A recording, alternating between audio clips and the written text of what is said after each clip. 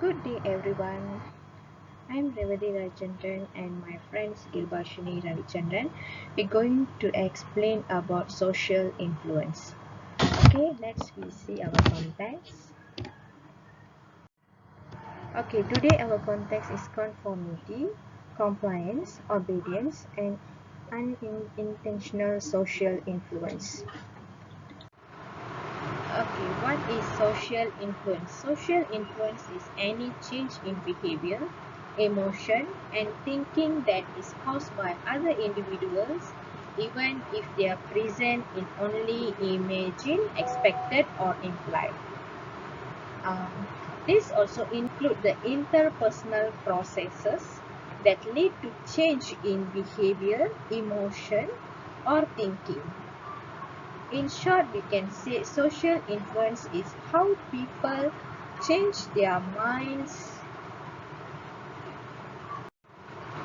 Okay, let's see conformity. Conformity is effort to change others' behavior through norms about how to behave in a given situation. Okay, what is conformity? Conformity is a type of social influence involving a change in belief or behavior in order to fit with the group. This change is in response to real, involving the physical presence of others, or imagine, involve the pressure of social norm expectation group pressure. Conformity also can be simply defined as leading to group pressure. For example, a person going to work dress in same styles as colleagues in order to fit in.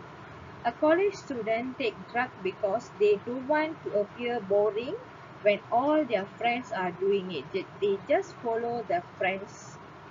A person walk around the airport like a zombie, acting very passively to fit in with other passengers. This is some example for conformity. Okay, let's see social pressure, the irresistible force. Solomon has conducted an experiment to investigate the extent to which social pressure from the majority group could affect a person to conform. He believed that the main problem with Sheriff conformity experiment was that there was no correct answer to the ambiguous autokinetic experiment. How could we be sure that the person conformed when there was no correct answer? Hash devised what is now regrets as a classic experiment in in psychology, whereby there was an obvious answer to a line judgment task. If the participant gave an incorrect answer, it would be clear that this was due to group pressure. More about this experiment, you can refer to our social psychology textbook, page 280. It's more detail about the experiment conducted by Solomon Hesch about the line. Okay, let's we see the factors affecting conformity. There are four factors. Number one, comprehensiveness and conformity. Being influenced by those we like, the people we like a friends, our family members. Factor that strongly influence our tendency to conform, to go along with whatever norm are operating in given situation. Number two, conformity and group size. Greater the number of people who behave in same specific way, the greater our tendency to conform and do as they do. We follow the majority people. We just follow what they are doing. Number three, conformity and status within group. Senior member feel less pressure to conform. Junior member experience strong pressure to go along because normally seniors will make the rules, so they will feel less pressure, and juniors should follow the rules made by seniors, they will feel strong pressure to go along with it. Number 4, descriptive and injective social norms. Descriptive norms are one that simply describe what most people in situation. They influence behavior by informing us about what is effective or appropriate in the situation. Injective norms describe their behave, what is approved or disapproved behavior. Okay, social foundation of conformity. Why we often choose to go along? There are two reasons: normative social influence and informational social influence. Normative social influence, the desire to be like. It involves altering our behavior to meet others' expectation. Normally, we will change our behavior to meet others' expectation. Informational social influence, the desire to be right. It's based on our tendency to depend on others as a source of information about many aspects of social world. Okay, let's see about the downside of conformity. Do good people ever do bad things? The answer is of course yes, because sometimes the good people also can do the bad things. History is filled with atrocities performed by people who most of the time were good neighbors, good parents, good friends, and who often show kindness and concern for others in their daily life. Yet under some conditions, they seem to surrender all these positive qualities and engage in action that most of us would find inexcusable. Um, for example, the kind people or the positive person, if they are stuck in a big crowd with the people, they want to throw the rubbish, they cannot find the dustbin. So they see the people throw the rubbish side of the road. So they also do same thing. They just throw the thing and throw the rubbish the side of the road. This is make the positive people, the good people do the bad things. Make the situation make them to do the things like that. Okay, reason for non-conformity. Why we sometimes choose not to go along. Okay, number 1, the actor, observer, effect revisited. Its role in resisting pressure to conform. Experience reactance. The feeling that our personal freedom is being restricted and that we should resist strong pressure to conform to maintain our individuality. Number 2, power as a shield against conformity. People who possess power, people with the power, or people with the um, post in higher posts, or were merely primed to think about it, were in fact less likely to show conformity through the action or judgment of others than people in lower power. That means their followers, their workers, like that. Number 3, the desire to be unique and non-conformity. When the motive to somewhat unique was threatened, individual did respond by showing non-conformity. The benefits of non-conformity. Non-conforming individuals are seen in higher in person, in autonomy. They do their own thing, while those who conform are seen as lower, and this perception lower in autonomy, and these perceptions translate into perceiving and non-conformists in higher.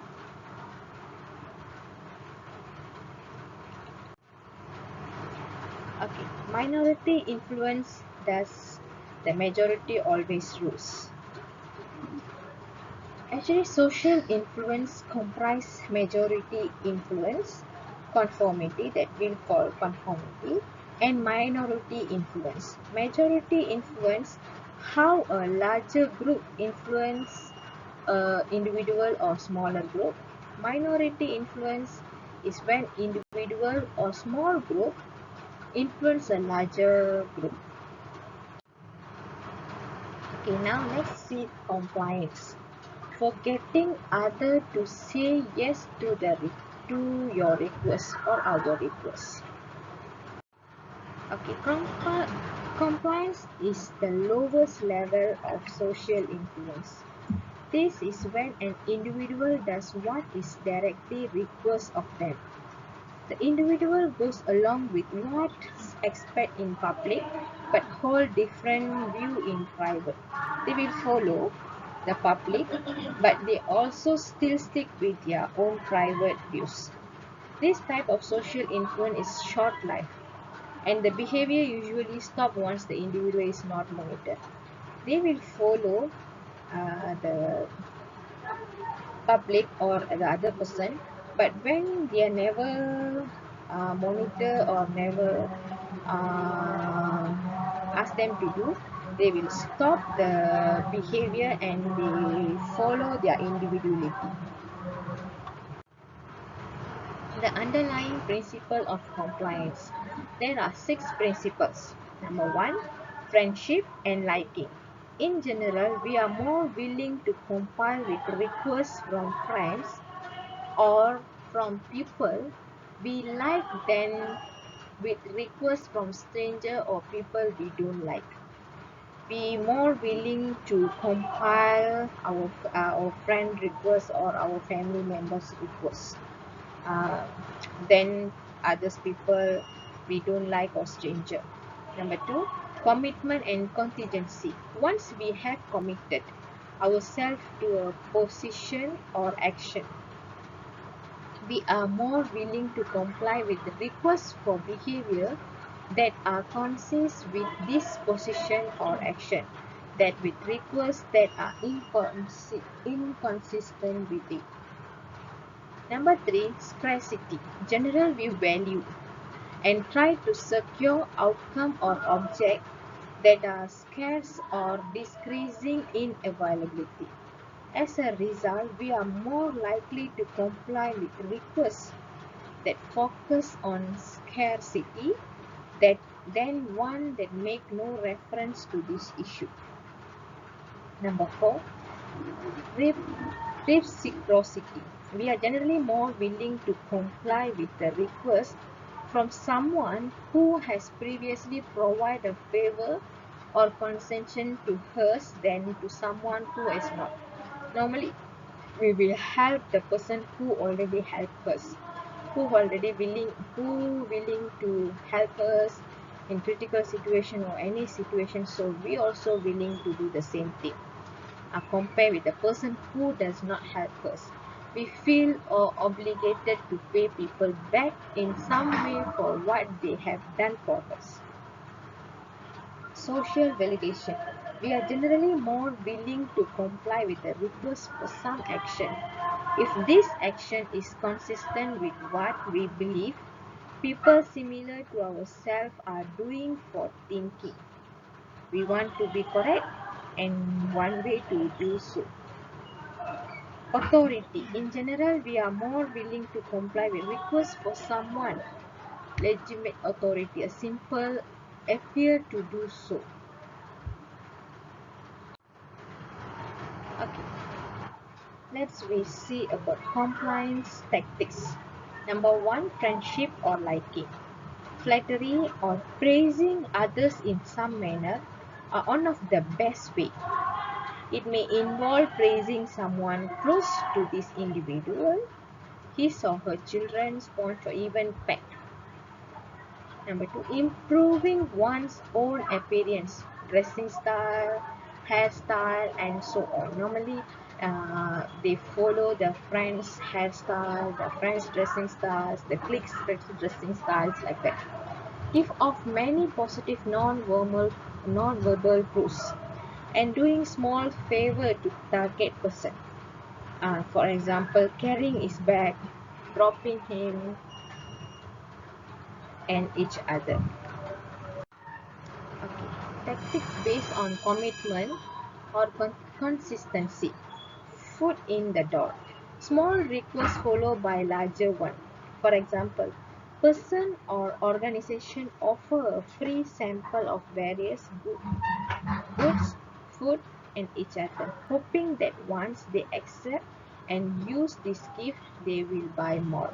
For example, the person planned to buy a study table. So when he go to the shops, the salesman offer, if you buy study table with the chair, you will get one table fan. You will get one free table fan. So the customer will buy the table and chair. So the customer will buy extra for getting the free gift, the table fan. Next, lowballing, changing the deal in midstream. For example, a very good deal if offered to a customer. After the customer accept, however, something happened in middle that make it necessary for the salesperson to change the deal and make less advantage. Maybe before that, the customer will get more advantage when anything happen in middle of the dealing. So the salesperson can change the deal. Tactics based on re reciprocity. Door in the face. Large request followed by smaller one. That's not all. Sweeten the deal mainstream. For example, a person in charity program for street children requests you to donate $500 to feed 10 children. You may react, what I can not. In response to your reaction, the person provides you several alternatives lowering the smaller donation. Each time when you lower you feel more and more liking and finally you agree to donate. For example, anyone asks her to donate um, 50 ringgit for our friends who met in accident. So it's more than our we cannot pay the 50 ringgit, so they offer us, never mind, you can pay 10 ringgit also. So we willing to donate the 10 ringgit as the request. Okay, then tactics based on scarcity.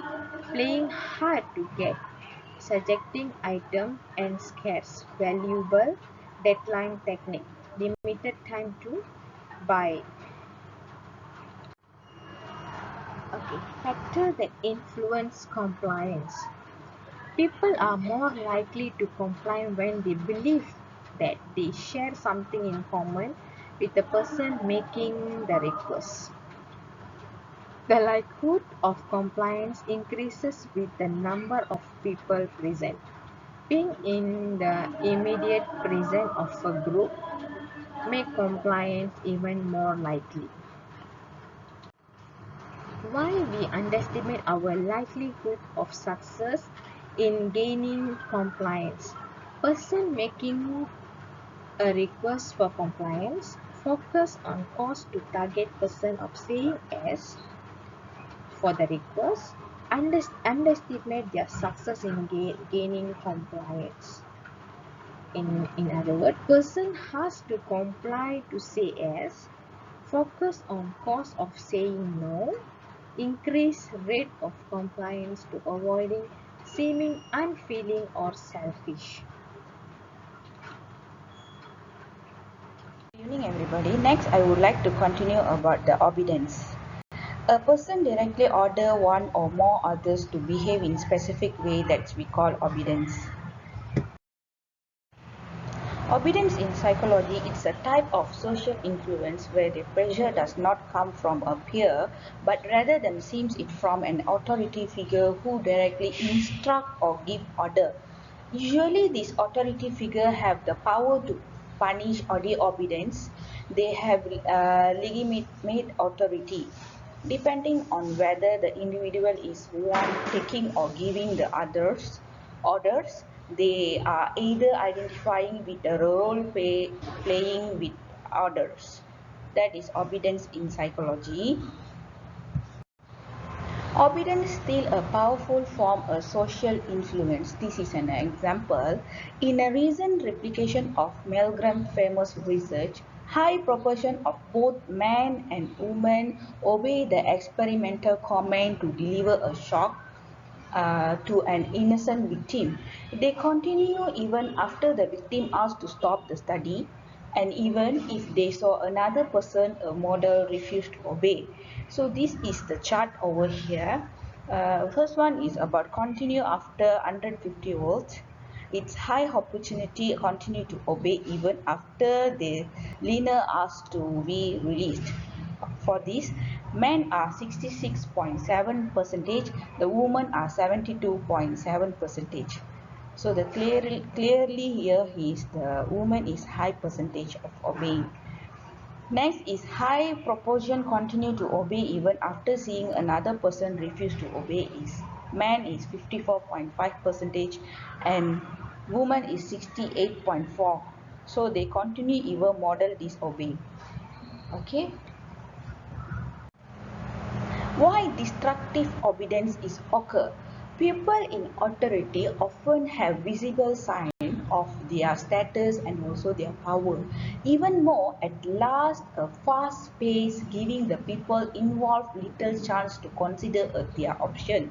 People in authority assume responsibility. Comments are gradual in nature and do not start out with order to perform extreme actions. Obedience to authority. Why it is oftenly occur? Okay, as shown here, several factors that combine to make it all too easy to obey orders from people in authority. Even if this comment involves harming others and violating our own ethical or moral standard. So number one is people in authority assume responsibility.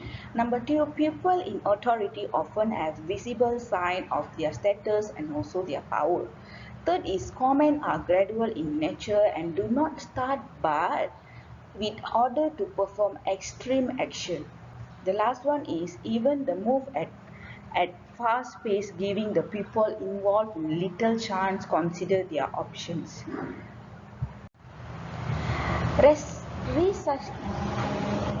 Researching the effect of destructive obedience, individuals exposed to comment from authority figures can be reminded that they, not the authorized, are responsible for any harm produced. Individual can be provided with a clear indication that beyond some one point, total submission of deductive comment is inappropriate. One procedure that can be effective in this regard involves exposing individual to the action of the disobedience.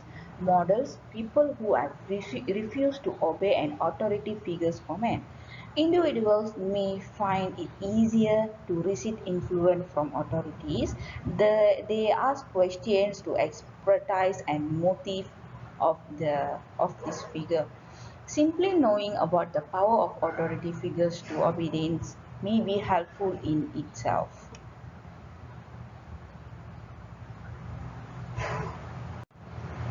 Next topic I would like to continue is unintentional social influence. What is unintentional social influence? Okay, other people change our behavior without intending to do so. That is we call unintentional social influence. Although conformity, compliance, and obedience are distinct forms of social influence, they all have a basic feature in common. All involve in intention effort by one or more people to change their behavior and thought of their people. Even conformity, which might seem to differ from the compliance and obedience in this respect, involve in intention to influence the other obedience. First one is emotional contagion, symbolic social influence, and modeling. Modeling is learning from observing others. First one is about the emotional contagion. Emotional contagion is a form of social contagion that involves the spontaneous spread of emotion and related behavior, such as emotional convergence can happen from one person to another person or in large group. Emotion can be shared across individuals in many ways, both implicitly or explicitly. For example, when someone smiles happily around others, those around them are more likely to smile and feel happy. That is emotional contagion. Next is about symbolic social influence. Psychological pressures of others in our mental represent often influence our behavior and thoughts. Example, first, the extent people are present in our thought. It may be trigger our relational schema. When relational schema are triggered, goals relevant to them are be activated. Presence of a person in our thought trigger relational schemas goal relevant to them may be activated. For example, presence of a person in our thought, then trigger relational schema, then goals relevant to them may be activated. Symbolic social influence. For instance, the goal of helping others is triggered when may become more helpful. Our goal may affect our behavior. Psychological presence of other may trigger goals which that person is associated, goals they want to achieve. Learning by observational. People can learn without actual experiencing something. When can learn by watching others, thought observational. For example, modeling, the process of observing and imitating a specific behavior, watching and mimicking others. So in this example, modeling, they are learning from observing others. In this picture, they got one adult and also one kid. The adult using phone. The kid also follow the adult and using phone. Okay. For example, a child learn to interact with other people by observing their parents. The parents are not teaching this behavior directly, but the children nevertheless imitate different action by watching others. In psychology, this is exactly what observational learning means. That's all from us. Thank you.